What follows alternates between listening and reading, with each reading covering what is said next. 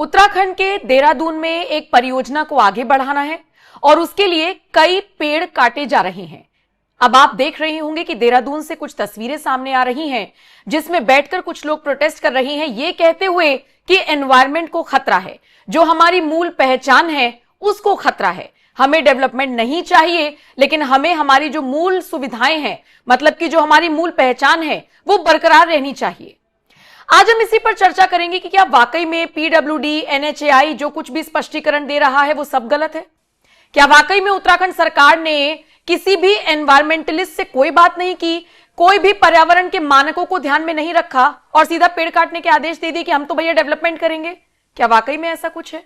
आज इसको भी समझेंगे। और दूसरा, पंकज प्रसून से मैं इस पर भी चर्चा करूंगी कि जब जब हमारे देश में कोई भी डेवलपमेंट, कोई भी मतलब कोई भी देश के किसी भी कोने में जब भी कोई ऐसा डेवलपमेंट होता है तो ये सारे एनवायरमेंटलिस्ट अचानक से क्यों जाग जाते हैं? निकोबार प्रोजेक्ट आया तो ट्राइबल्स की बात आ गई, पेड़ काटने की बात आ जाती है। और दूसरे देशों में चाहे कितना ही डेवलपमेंट हो जाए, वहां पर कुछ नहीं हिलता और फिर कंपेयर करते हैं कि चाइना से सीखो, अमेरिका से सीखो। तो आज थोड़ा सा फैक्टफुल रखेंगे इस डिस्कशन को कि क्या वाकई में 3000 का बड़ा आंकड़ा जो है पेड़ों को काटने का, वो सही है या फिर इसके पीछे एक बार फिर से साजिश रची जा रही है। पंकज जी, मैं बहुत सारे वीडियोस देख चुकी हूं, पेड़ों को लेकर एकदम से लोग एक्टिव हो गए हैं। आज से पहले कभी ध्यान नहीं दिया होगा, लेकिन आज सारा ध्यान दिया जा रहा है, ये कहते हुए कि सरकार से हमें डेवलपमेंट नहीं चाहिए, ये ऐसे ही रहने दो जैसा है। आपने एक शब्द का इस्तेमाल किया शुरुआत में ही, हमारा मूल। हकीकत क्या है पता है? हमारा मूल है नोमैडिक लाइफ। देखिए, हम आज भी कबीलों में रहते तो पर्यावरण सुरक्षित रहता, कपड़े ना पहनते तो पर्यावरण सुरक्षित रहता, गाड़ियां ना बनती तब पर्यावरण और सुरक्षित रहता, आवागमन के साधन ना होते तो पर्यावरण अपने मूल स्वरूप में रहता और हमारी मूल जड़ की तरह हम भी रह लेते। लेकिन इंसान के साथ दिक्कत यह है कि यह विकास करता रहता है। और आपने जो बाद में शब्द का इस्तेमाल किया, विकास अवरोधक लोग, हर किसी को चाहिए वो दर्शन करने है, जल्दी पहुंचना है। अगर जाम लगता है तो यही लोग कहते सरकार कुछ नहीं कर रही है, रोड जाम है, क्या करे सरकार बताइए? वोट दिया है और बाद में फिर जब सड़क चौड़ीकरण होने लगे तो सड़क चौड़ीकरण क्यों हो रही है? जमीन जा रही है, पर्यावरण जा रहा है, मतलब चित भी मेरी पट भी मेरी। इसलिए मैं बोलता हूं ये सब कम्युनिस्ट टाइप के लोग हैं, एनजीओ टाइप के लोग हैं और राहुल गांधी के चेला टाइप के लोग हैं। अपने करना कुछ नहीं है जिंदगी में, दूसरा कोई कर रहा है कुछ तो भाड़ना जरूर है। ये तो आपका मूल जो पर्यावरण जो कर रहे हैं ना, वो आ रहा हूं। इन लोग इतना झूठा लोग है, इतना झूठा लोग है। और ये जो लकड़ी के लट्ठर के पास आपने एक वीडियो जो दिखाया, बिल्कुल इसको 20,000 रुपया दे दीजिए, सीधे बोलेगा धामी जिंदाबाद। आधा से ज्यादा उस तरह के कैरेक्टर रहते हैं। नहीं, अगर आप चैलेंज कर ही रहे हैं तो फिर एक चैलेंज ये भी है कि अपनी जिंदगी में इन्होंने कितने पेड़ बचाए होंगे और कितने पेड़ उगाए होंगे? कुछ नहीं, लगाए भी नहीं होंगे। इस सब से कोई मतलब नहीं है। उत्तराखंड में, झारखंड में, छत्तीसगढ़ में, इस तरह के राज्यों में एक ब्रिगेड काम करती है। वो ब्रिगेड क्या करेगी पता है? कि जैसे कोई प्रोजेक्ट लगा तो पहले पता लगाती है कितने का लगा। जैसे मान लिया कि 700 करोड़ का या 7,000 करोड़ का लगा, ये बोलती है कि मेरे इलाके से प्रोजेक्ट लगा, हमको मिला नहीं, चलो रे रोड जाम करते हैं। अब रोड जाम किस बात के लिए करेगा? फैक्ट्री अगर लग रही है तो कहेगा पॉल्यूशन होगा, किसानों को गंदा पानी मिलेगा, खेत में फसल बर्बाद हो जाएंगे। दरअसल ये चाहते ये हैं कि उतना बड़ा प्रोजेक्ट में से एक हिस्सा इनको मिल जाए, और जो सरकार नहीं देती तो ये बोलते हैं कि हाय पर्यावरण का नुकसान हो गया। पर्यावरण का नुकसान नहीं हुआ, ये खुद प्रदूषित लोग हैं। इनके दिमाग में प्रदूषण है, मानसिक प्रदूषण है इनको। ये दरअसल उत्तराखंड का विकास चाहते ही नहीं। ये चाहते कि उत्तराखंड वैसे ही रहे, वैसे ही कठिन परिस्थिति में लोग रहें, जिस कठिन परिस्थिति के कारण उत्तराखंड के नौजवानों को दिल्ली या नोएडा में आके खटना पड़ रहा है। उत्तराखंड में इंफ्रास्ट्रक्चर डेवलप होगा, बाजार बनेंगे, दुकानें खुलेंगी, व्यापार बढ़ेंगे, लोग आएंगे, पर्यटक बढ़ेंगे। ये सब किसे पसंद है?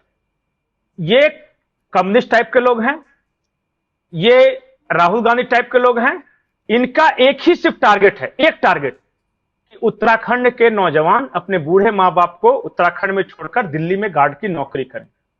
भूखा मार देंगे ये सब उत्तराखंड विरोधी लोग हैं। ये तो हो गए इनके आइडियोलॉजी। अब आते हैं स्पेसिफिक इस प्रोजेक्ट पे। सरकारी विभाग में एक एक्सपर्ट कमेटी होती है, वन विभाग की भी, वो पर्यावरण पर स्टडी करती है कि फलाने प्रोजेक्ट से पर्यावरण को कितना नुकसान है। जैसे जब दिल्ली से लेकर देहरादून तक का वो एक्सप्रेसवे बना था, तो हमने ही बताया था कि नीचे एलिफेंट ये पास करने के लिए जगह बनाई गई है, कहीं ऐसी जगह बनाई गई है कि पर्यावरण को कम से कम नुकसान हो। ये वो हर प्रोजेक्ट के साथ वो स्टडी करती है और वो अपनी रिपोर्ट सौंपती है, पर्यावरण मंत्रालय मंजूरी देता है, तब ये प्रोजेक्ट होता है।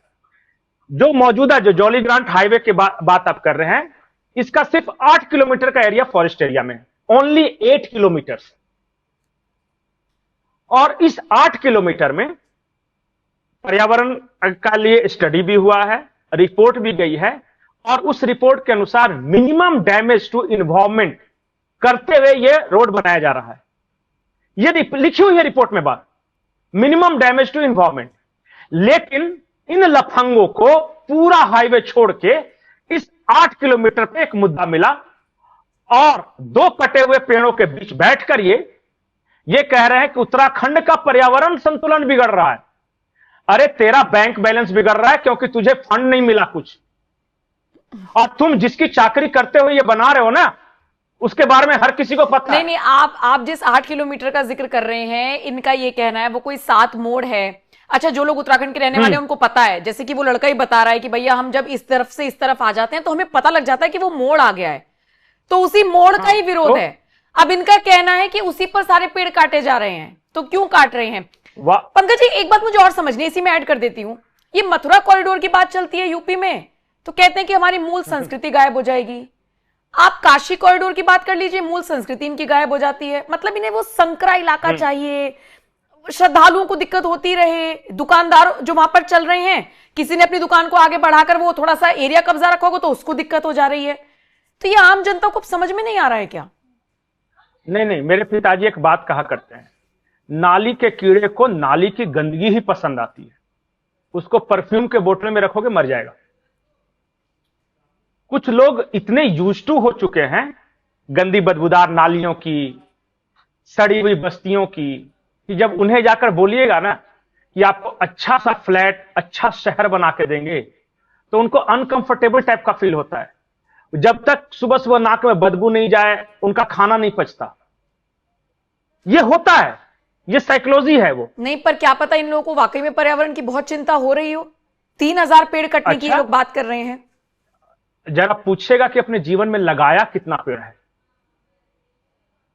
घर में जब आंगन में तुलसी जी भी लगी रहती है ना, उसका भी विरोध करते हैं कि अंधविश्वास है, जबकि सबसे ज्यादा ऑक्सीजन देती है वो।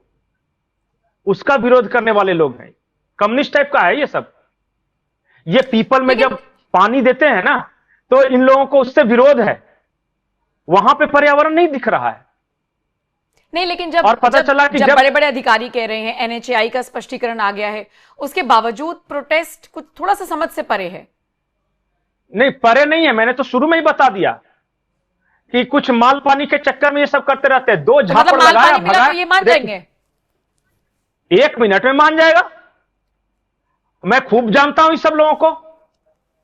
अगला वीडियो आप ही पता है, ये देखिएगा, अगला वीडियो आप ही। अरे बनाने दीजिए, भाड़ में जाए ये सब। इन लोग कम्युनिस्टों को तो, और ये सब जो एनजीओ टाइप के लोग हैं ना, इन लोग को मैं खूब अच्छी तरह जानता हूं। ये खाली ऊपर से खादी का कुर्ता पहनते हैं, अंदर से मालदार होते हैं। सारा बड़ा बड़ा जिसको आप जान रहे हैं ना एनजीओ वाले को, सबका दिल्ली में फार्म हाउस है। अब वो आपको बेवकूफ बनाते हैं। विदेशी वाइन पीने वाले लोग हैं ये सब, और विदेश के टूर पे जाने वाले लोग हैं उसी चप्पल में। आपको पता नहीं है ये गरीब का जाप करते हुए पता चला सब करोड़पति हैं ये सब। और देश का गरीब गरीब रह गया। इस देश का गरीब कब उठा पता है आपको? 22 करोड़ लोग तब उठे जब कोई नरेंद्र मोदी टाइप का आया, जो इनका दुश्मन है। इन लोगों ने आज तक एक गरीब की जिंदगी नहीं सुधारी, एक गरीब की जिंदगी नहीं।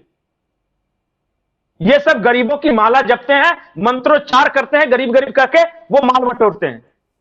जाएंगे यहां पे किसी गंदी बस्ती का फोटो लेंगे, ब्रिटेन में दिखाएंगे, ओ डार्लिंग ये है इंडिया, लॉ ग्रांट। जिस तरह के लोग हैं ये सब। और ये जब हाईवे बन जाएगा ना, तो देखिएगा ये सबसे पहली गाड़ियां इन्हीं लोगों की चलेगी महंगी, और उस समय नहीं दिखाएगा, उसी गाड़ी से उतरेंगे। मैं कभी कभी वैसे खुद भी कभी कभी सोचती हूँ कि ऐसे ऐसे लोग हैं, जैसे ये सीजेपी वाला प्रोटेस्ट देख लीजिए, हाय हमें बोलने की आजादी नहीं दी जा रही, तो धर्मेंद्र प्रधान इस्तीफा दो, तो हम तो लूट पिट गए। और वहां पर आई हुई एक लड़की नरेंद्र मोदी के लिए इतने गंदे, इतने अपशब्दों का इस्तेमाल कर रही है। मतलब विडंबना देखिए, फ्रीडम ऑफ स्पीच नहीं है, लोकतंत्र खतरे में है, लेकिन मैंने देखा वो वीडियो। और इसी तरीके से ये जो आपने कहा कि सबसे पहले अगर ये बन जाएगा तो यही लोग ट्रैवल करेंगे, फिर ऐसे सो कॉल्ड पत्रकार भी तो हैं, 5 घंटे पहले पहुंच के क्या करेंगे? तो इन लोगों को हवा मिल जाती है, फिर हमारे समर्थन में हैं लोग।